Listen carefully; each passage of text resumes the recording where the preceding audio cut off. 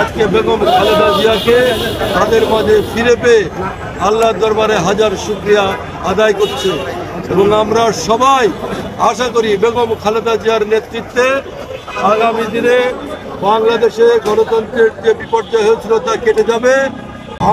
আগামী দিনে আমাদের নেতা জনাব তারেক রহমানের নেতৃত্বে এবং খালেদা জিয়ার নেতৃত্বে বাংলাদেশে নতুন করে গণতন্ত্রের আবার যাত্রা শুরু হবে।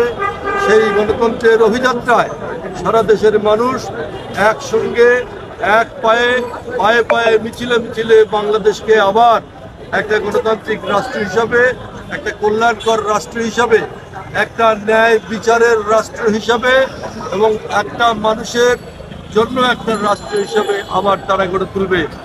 খুব তাড়াতাড়ি আমরা জাতীয় সংসদের নির্বাচন হবে বলে আশা করি এবং সেই নির্বাচনে জনাব তারেক রহমানের নেতৃত্বে এবং খালেদা জিয়ার নেতৃত্বে বাংলাদেশ জাতীয়তাবাদী দল আবার সরকার গঠন করবে, বাংলাদেশের মানুষের আশা আকাঙ্ক্ষা পূরণ করবে।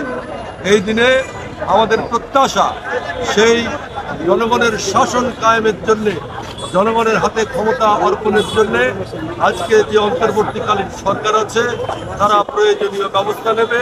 সারা বাংলাদেশের অনুভূতি বুঝে তারা মানুষের কল্যাণে আবার জনগণের হাতে ক্ষমতা দেওয়ার যে সাংবিধানিক অধিকার, যে রাজনৈতিক গণতান্ত্রিক অধিকার সেটা ফিরিয়ে দিবেন। আপনাদের সবাইকে ধন্যবাদ। রাজবাড়ী জার্নাল সবার কথা বলে।